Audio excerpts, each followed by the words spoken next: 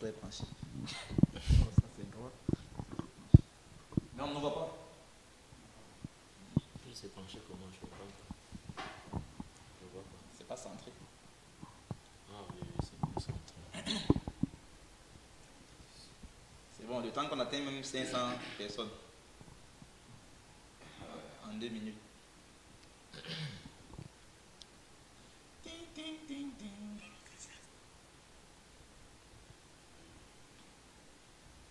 Je prends encore ça.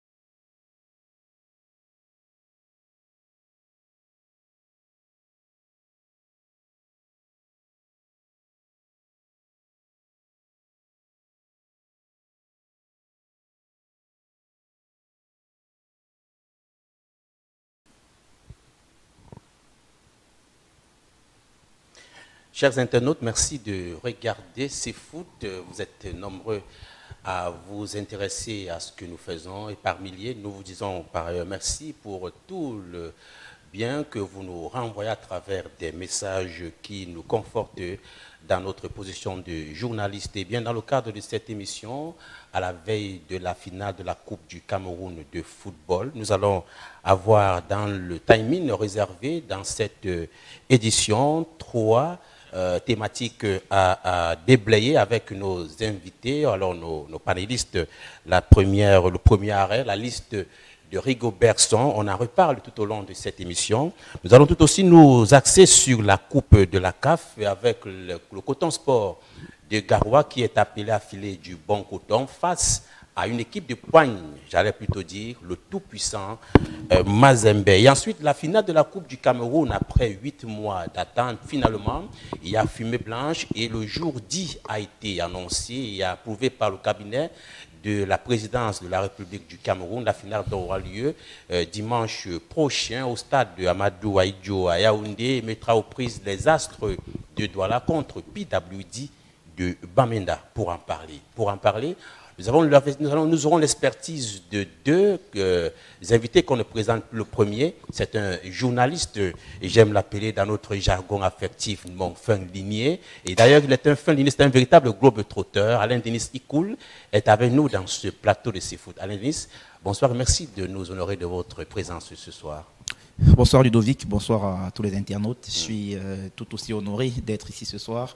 C'est un grand plaisir de savoir que nous sommes suivis par autant de personnes. Nous espérons être à la hauteur de leurs attentes. L'idée, ce n'est pas forcément de les contenter, mais de dire exactement ce que nous pensons en toute liberté. C'est aussi ça, le sens de la démocratie et de la liberté d'expression. Juste à côté de vous, j'ai besoin de le présenter. C'est tout aussi quelqu'un d'une expertise avérée, un consultant hors échelle. Je vais trop l'encenser peut-être, mais après l'émission. Baudelaire Ngueni, bonsoir. Bonsoir Ludovic, bonsoir à Alain, bonsoir à tous les internautes. Alors avec vous, on va prendre des génériques pour la suite. On va plutôt aller tout droit au but. La liste des convoqués de Rigobert Song, Denis Aleikoul, 38 joueurs. On parle d'une pré-liste. pour ne pas gober rapidement, on parle d'une préliste, 38 joueurs. Dans un premier temps, vous êtes monté sur le créneau en disant c'est un peu de trop. Aujourd'hui, vous pouvez changer de position avec du recul, vous avez peut-être à réfléchir, à analyser un tout petit peu le vouloir et le pouvoir de Hugo Bergson à convoquer 38 joueurs. Ben, écoutez, l'idée, c'est pas d'être dans l'ultra critique ou alors la critique permanente. L'idée, c'est d'apprécier les situations avec toute l'objectivité, avec toute la lucidité, parce que nous sommes journalistes et c'est ça le sens de notre travail au quotidien. Dans cette liste de Hugo Bergson, évidemment qu'il y a du bon, mais aussi du moins bon. Déjà, le nombre 38, si nous avons tous lu cette liste de la même façon, je crois qu'on a vu liste des sélectionnés. À aucun moment, moi, je n'avais présélectionné. Donc, je ne sais pas si c'est une préliste ou alors... oui, on parle de préliste, en fait. Oui, mais après, nous, on a lu liste des sélectionnés et non préliste. Donc, à partir de ce moment-là, c'est déjà une incongruité. Et je regrette que jusqu'à présent, il n'y ait pas encore de communication pour nous expliquer exactement où est-ce qu'on va, ce qui s'est passé, comment est-ce qu'on a présélectionné les gens. En fait, il n'y a pas de communication jusqu'ici et pour moi, c'est déjà le premier malaise. Maintenant, dans le contenu, tu le disais tout à l'heure, je suis monté au créneau pour dire un certain nombre de choses. Ouais. Je peux les réitérer parce que, je l'ai dit tout à l'heure, il y a du bon. Et le bon, déjà, c'est que Rigaud n'allait pas faire la magie, n'allait pas inventer de super joueurs.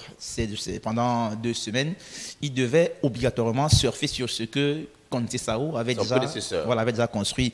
Et c'est ce qu'il a fait en appelant des joueurs que nous considérons tous ici au Cameroun, même ailleurs, comme des certitudes chez les Lions, parce que Conceição a passé du temps à travailler. Il nous a légué ce groupe de joueurs-là dans lequel on voit déjà un certain noyau. Mais après, quand j'ai fini de dire ça, quand j'ai fini de louer l'action du Rigobert qui a consisté à surfer sur les acquis de Conceição, il est clair qu'il faut aussi donc souligner à ce moment le fait que Rigaud soit malheureusement allé nous ressusciter un certain nombre de personnes pour qui nous on avait déjà fait le deuil. C'est-à-dire on avait déjà constaté que ces joueurs-là sont arrivés au maximum de leur utilité et qu'ils ne pouvaient plus produire quoi que ce soit, mais on est quand même parti nous les ressusciter. Après, il y en a qui m'ont dit que c'est juste une préliste. Oui, je suis d'accord, c'est une préliste. Mais quand c'est une préliste, tu ne vas pas mettre n'importe qui.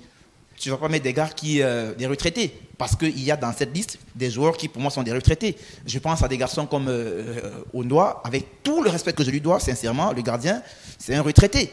Il n'a plus joué depuis 5 ans aujourd'hui. Je ne comprends donc pas pourquoi est-ce qu'on peut le mettre dans une liste comme celle-là. Et un retraité, c'est trop dit. C'est mal vous comprendre pour certains internautes. Il a manque de compétition. Non, mais c'est un retraité. Non, je vous dis, Fabrice Ondoa, c'est un retraité. Quand un footballeur ne joue plus pendant 5 ans, parce qu'après la CAN, 2017, oui. Il n'a plus joué jusqu'aujourd'hui. Ouais. Alors, quand tu fais 5 ans sans jouer et que tu fais pratiquement 1 an et demi sans club, ça suppose que tu ne t'entraînes pas. Alors, pour moi, je ne sais pas comment on appelle ça si ce n'est pas un retraité. Donc, je dis, il y a des garçons qui sont des retraités dans cette équipe-là et c'est dommage qu'on les ait encore mis dans cette liste. Après ça, je parlais de résurrection. Il y en a qui ont été ressuscités par quelle alchimie, je ne sais pas personnellement. Des garçons qu'on a vus à la CAN essoufflés, qui n'arrivaient pas à mettre un pied derrière l'autre et qui sont revenus encore. Après, pour chuter par là, on m'a dit que c'est une préliste. Oui, je suis d'accord que c'est une préliste. Voilà. Mais si c'est une préliste donc, mais qu'on mette aussi mon nom. Qu'on mette mon nom, qu'on mette votre nom, qu'on mette le nom de Baudelaire, parce que c'est une préliste. Donc vraiment, je suis un peu embêté de cette façon de faire là qui consiste à ne pas vouloir avancer, mais plutôt avancer en faisant un peu du neuf avec du vieux. Voilà. On vous a écouté, rassurez-vous, Baud. Une liste déjà critiquée, en dehors du fait que nous avons en direct ici à Alain Denis Sikoul, beaucoup ont critiqué, c'est-à-dire que le nombre de personnes, de joueurs à présélectionner, on va le dire ainsi par Hugo Bergson. Votre point de vue sur ce goût amer laissé par cette liste? Mais non, Ludo, je pense que Rigaud a voulu jouer la carte de la prudence. Ça veut dire quoi? Ça veut dire que il y a un héritage que lui a légué Conceição, et je ne pense pas qu'en quelques semaines, c'est-à-dire entre la date de sa nomination et la date du match des barrages, il allait forcément effectuer grand changement. Je pense qu'il est clairement allé sur la carte de la prudence. Il n'a pas vouloir changer du coup, donc je pense qu'il a reconduit presque à 100% l'effectif qui était déjà lors de la Coupe d'Afrique des Nations.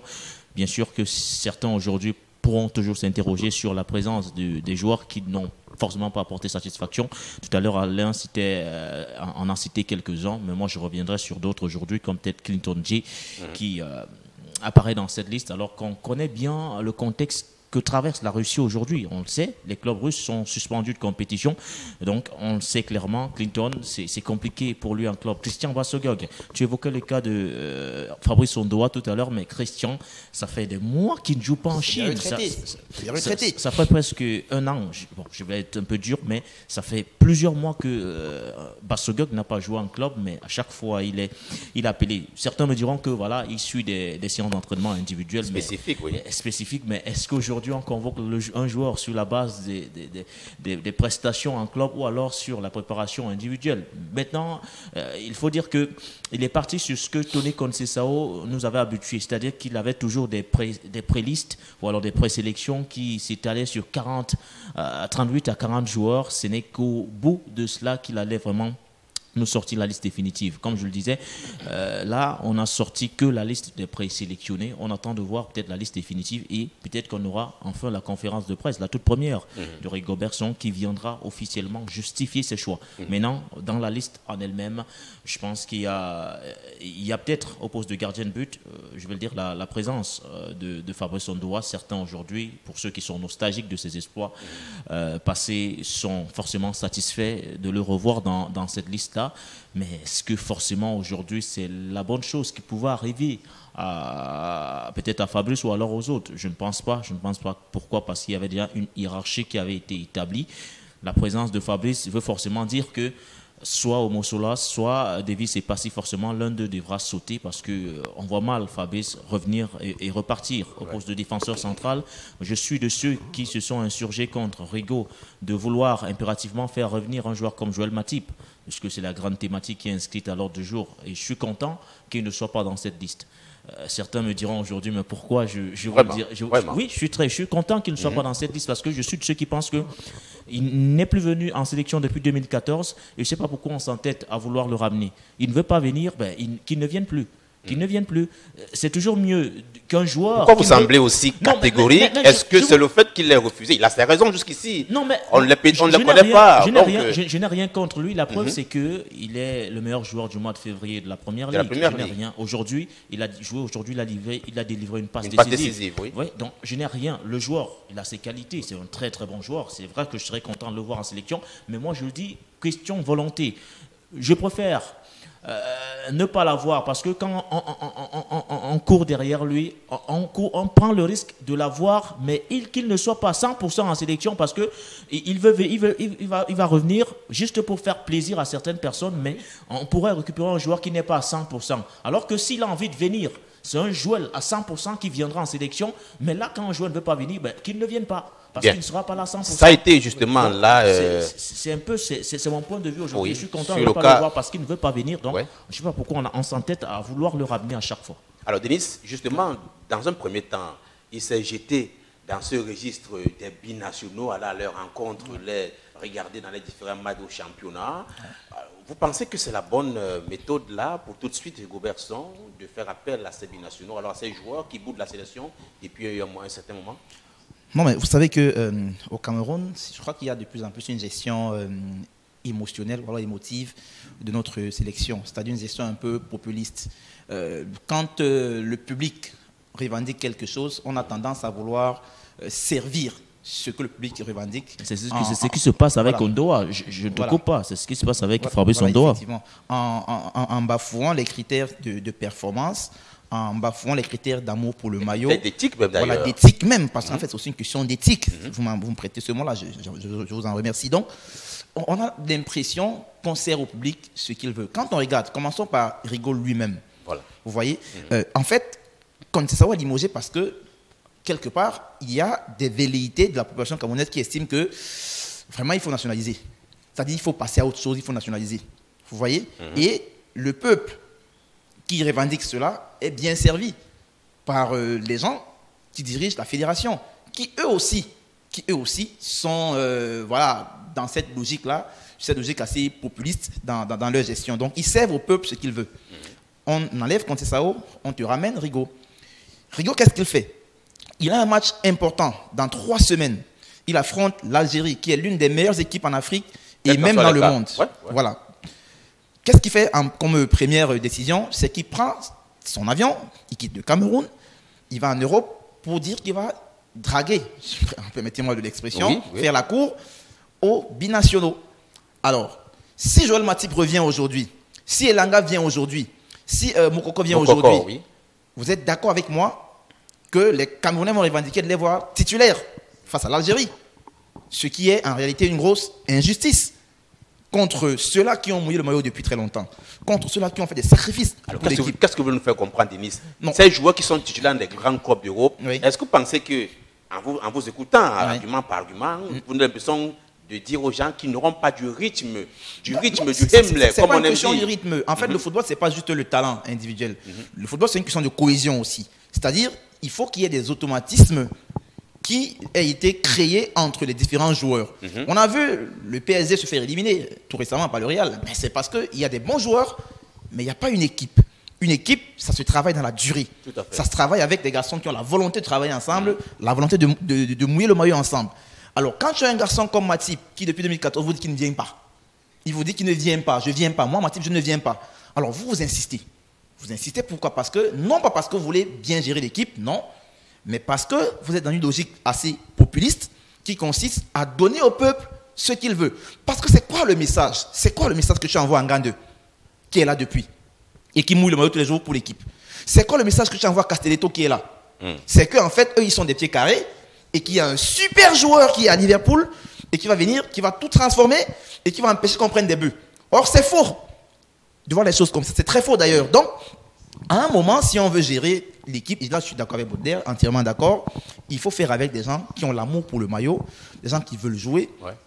Appelle-toi Elanga, appelle-toi Moukoko, appelle-toi n'importe qui. Si tu te sens camerounais, monsieur, tu engages tes démarches, tu appelles Ito, tu appelles n'importe qui à la fédération, tu dis je vais jouer pour mon pays. Et tu viens, tu joues, on comprend que tu as la motivation pour jouer. Après ça, je suis d'accord qu'on peut séduire quelques-uns, mais ça ne se fait pas 10 fois. C'est-à-dire qu'on le fait une fois. Parce qu'à chaque sélectionneur qui est venu depuis 2014, voilà, en fait, il va faire la drague à Matip. Fait la cour à Matip, mais Matip n'a jamais cédé. Et c'est le drapeau du Cameroun qu'on traîne comme ça dans la boue. Parce qu'on va chercher des mecs qui ne veulent pas jouer. Et là, on crée ce que j'appelle souvent la République des joueurs. C'est-à-dire un univers où c'est les joueurs qui décident et pas quelqu'un d'autre. Et là, je suis contre ça complètement. Bien, on va repartir à la technique. Nous allons écouter un reportage de l'un de nos reporters, permettez-moi l'expression. Effectivement. On va le découvrir pour ceux qui connaissent la voix des trois qui sont en plateau. On va le retrouver justement. On va prendre, si c'est calé à la technique, ce reportage lié sur la vue du reporter avec cette liste de 38 joueurs présélectionnés par Rigobert Song dans le cadre de la double confrontation Cameroun-Algérie de la Coupe du Monde Qatar 2022. Et on se retrouve. Ils sont 38, ces lions qui viennent d'être présélectionnés en vue de la double confrontation face à l'Algérie, à peine nommé le patron.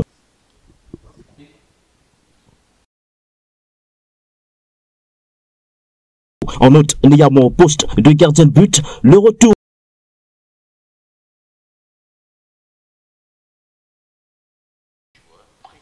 Odada, le gardien de l'Ajax d'Amsterdam, Siban Mossola de l'AS Vitesse Club ou encore de Davis et Passy de l'Ofikret. Au poste de défenseur, la nouveauté se nomme Sacha Boyd, le défenseur du club turc Galatasaray qui avait déjà marqué son accord pour rejoindre la tanière il y a plusieurs mois. Dans l'entrejeu, Olivier Cham, Gaël Ondo a fait office de novice alors que Joan de Fouche fait quant à lui son comeback après quelques apparitions sous l'ère Sedorf. Parmi les autres milieux de terrain, on retrouve notamment Junior Odana des Girondins de Bordeaux, Pierre Coudé-Ballon de l'Olympiakos de Pirée, Zambo Anguissa de Naples en Italie, Samuel Umguet, James Lea Siliki, Ivan Neyou et Ardo Dioma. En attaque, Léandre Tawamba, Kevin Sony et John Merry retrouvent quant à eux la tanière avec Vincent Aboubakar en chef d'orchestre, suivi de Kaltoko et Kambi, Moumi Gamale, Choupo-Moting, Stéphane Baoken, Christian Bassegog et Clinton Nje. Rappelons que le match aller face à l'Algérie se jouera ici à Douala, à Japoma le 25 mars prochain, le match retour du côté de Blida le 29 du même mois.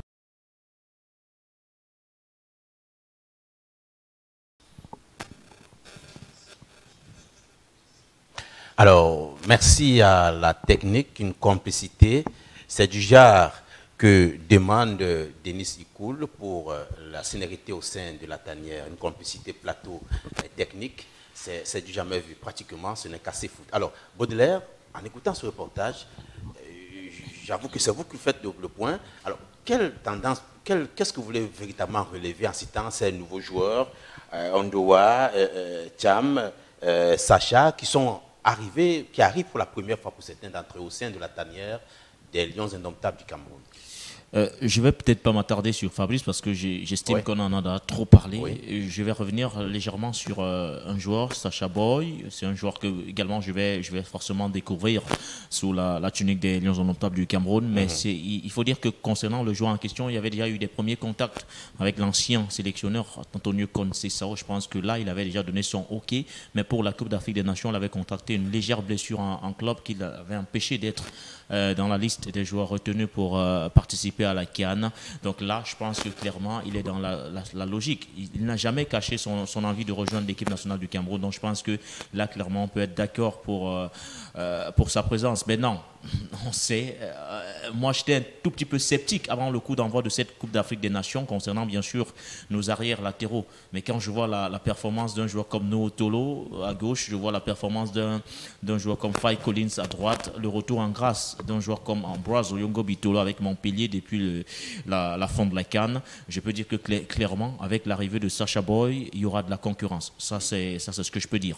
Maintenant, au niveau du milieu de terrain, c'est surtout la présence d'Olivier Ncham, moi, qui m'intrigue aujourd'hui parce que c'est un joueur qui a évolué avec l'équipe junior de la France. Et il faut dire que ce n'est pas aujourd'hui qu'on cherche à le ramener. Et à chaque fois, il avait signifié son amour pour l'équipe de France. Il disait en permanence que oui, il visait clairement l'équipe de France.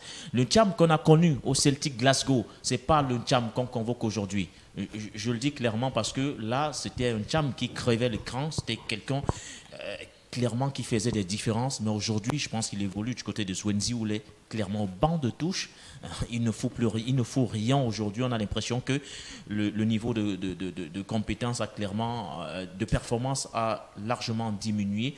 Et là, je m'interroge encore, est-ce que ce Ncham-là on l'appelle vraiment pour qu'il vienne jouer ou alors on l'appelle parce qu'il a vécu un échec avec l'équipe de France. C'est pourquoi il se sent obligé maintenant de revenir. Parce que là, il revient pour essayer de relancer sa carrière. Parce qu'il sent que sa carrière est en train de retomber. Et il veut profiter de l'équipe nationale du Cameroun pour essayer de se relancer. C'est à ce niveau.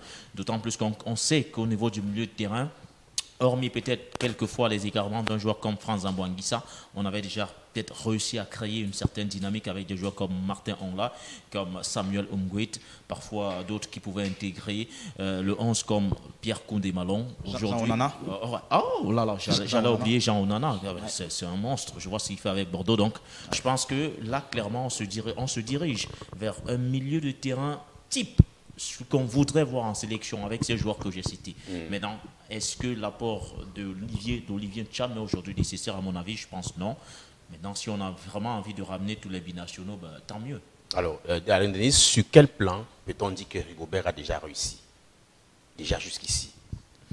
Réussi, personnellement, je ne sais pas, je pense pas. En convoquant ces quelques joueurs nouveaux au sein de la tanière, en faisant une liste un peu élargie de 38 pour ne pas céder rapidement à les frustrations sur certains joueurs.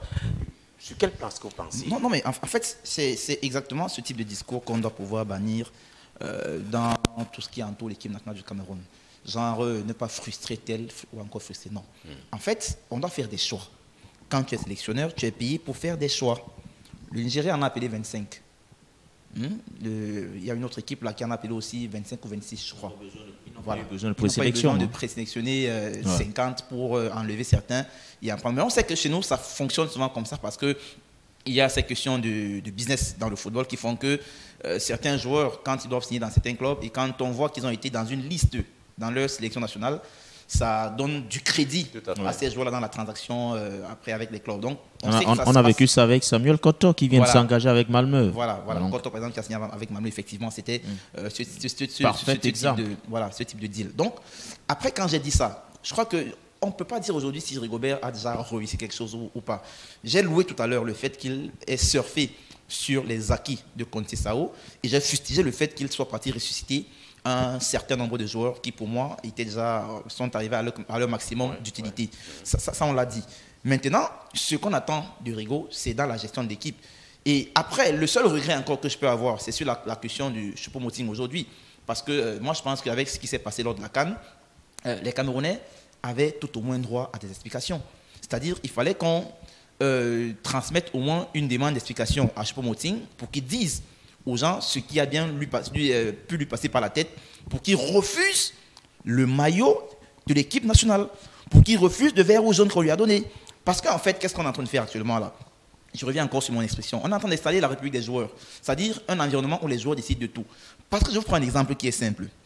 Face à l'Algérie, en match aller, je dis n'importe quoi, mais je pense qu'on aura la contrainte de marquer un but au moins chez nous, de marquer chez nous. Et donc, on peut faire un système de jeu en 4-2-4 et jouer avec 2 pointes, c'est-à-dire Choupo et Vincent Boubacar. Alors, tu peux faire ça. Tu gagnes l'Algérie ici à Douala 1-0. Je dis n'importe quoi aussi. Mais quand tu gagnes 1-0 comme ça à Douala ici chez nous et que tu pars dans 4 jours à Bilda, où tu dois jouer pour sécuriser un peu défensivement, mais tu dois faire un choix. Tu ne peux plus jouer en 4-2-4. Tu dois choisir un attaquant pour le mettre d'abord sur le banc pour renforcer ton milieu de terrain défensivement. Okay? Et qu'est-ce que tu vas faire? Tu ne peux pas mettre Boubacar Vincent sur le banc aujourd'hui au Cameroun, à la pointe. Tu ne peux pas bouger Karl Toko Ekambi sur un côté. Tu ne peux même pas bouger Moumine Gamaleu sur l'autre côté. À vous entendre, vous avez déjà votre 11. Oui, et en plus, Choupo aujourd'hui sur un côté, il ne peut pas jouer parce qu'il a 33 ans, il ne peut plus faire les mêmes courses sur les côtés, les répits défensifs et autres. Donc, c'est plus trop ça sur le côté. Donc, au match retour en Algérie, si on gagne à l'aller 1-0 à Douala et que tu dois sécuriser, tu dois faire un choix et donc tu vas devoir mettre Choupo sur le banc de touche, au moins pour le début du match, ou pour le début de la rencontre. Alors, quand tu fais ça, comment tu lui expliques après que toi, Choupo, que quand tu t'es mis sur le banc, tu t'es fâché et moi je t'ai repris, ok?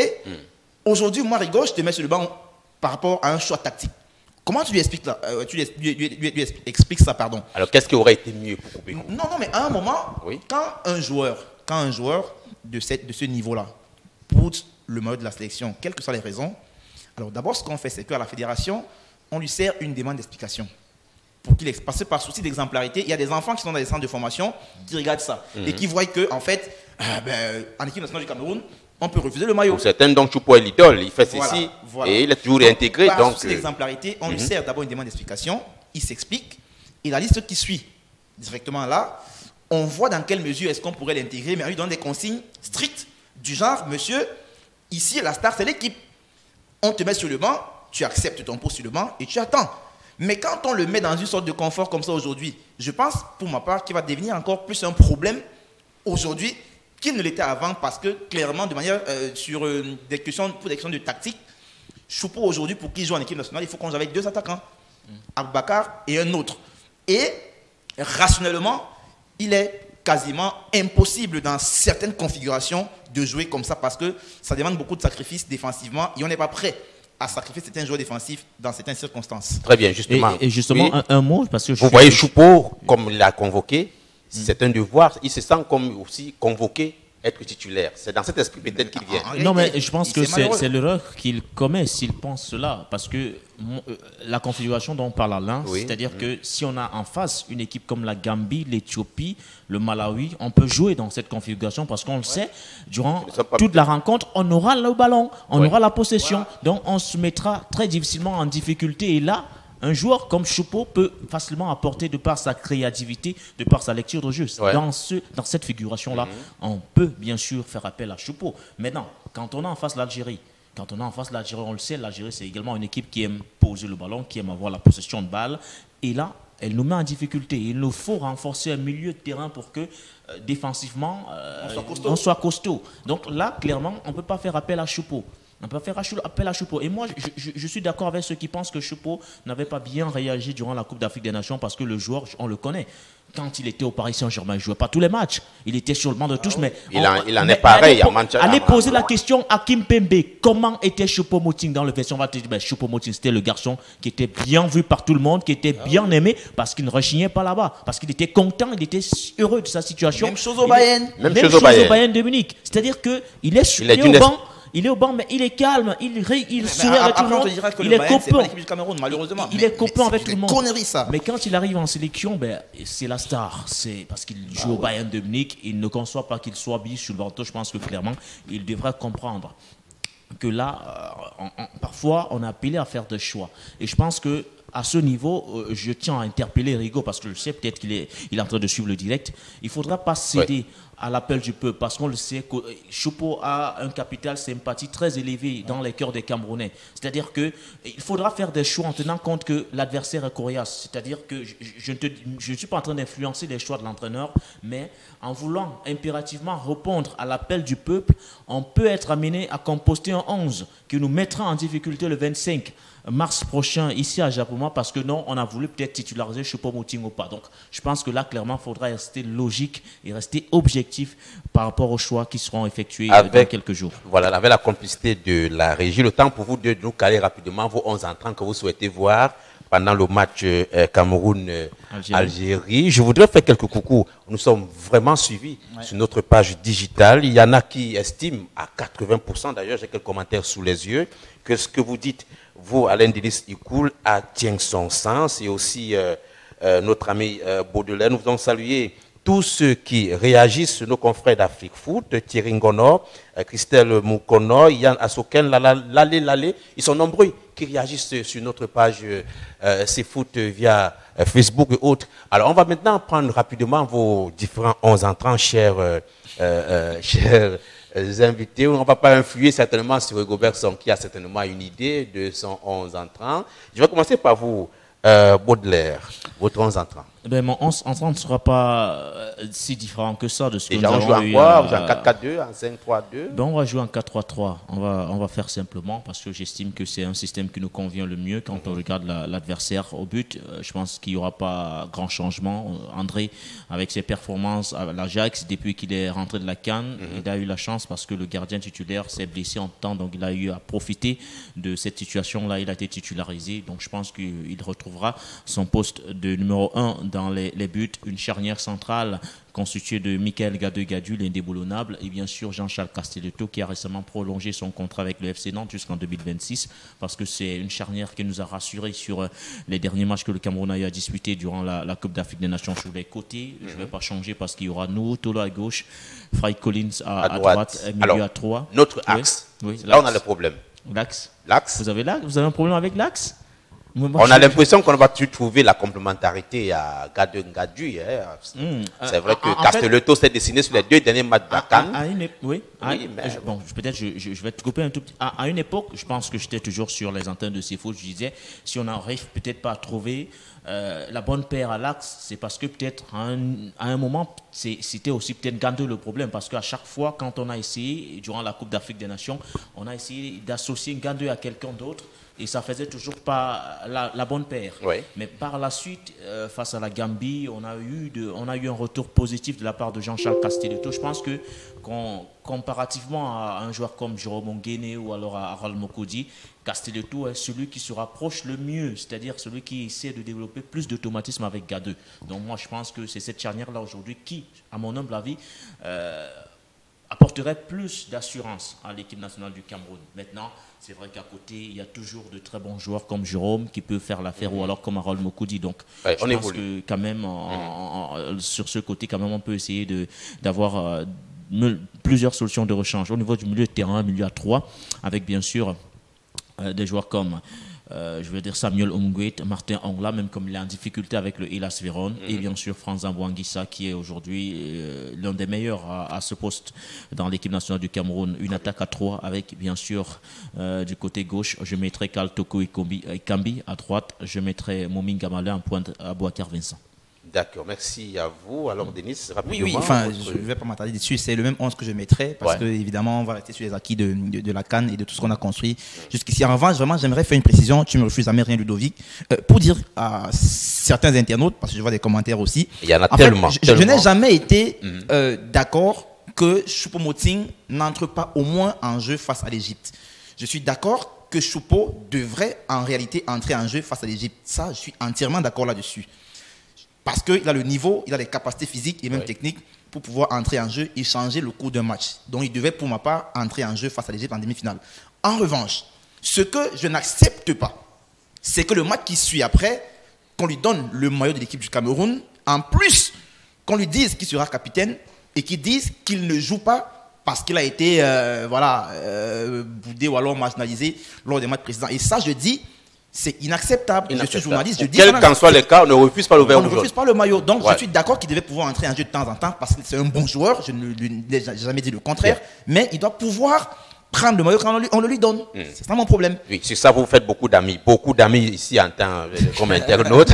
C'est le cas de Choupo-Moting. On va donc aller rapidement à la deuxième thématique de notre émission, deuxième arrêt majeur, c'est la coupe de la CAF Coton Sport de Garoua qui est appelée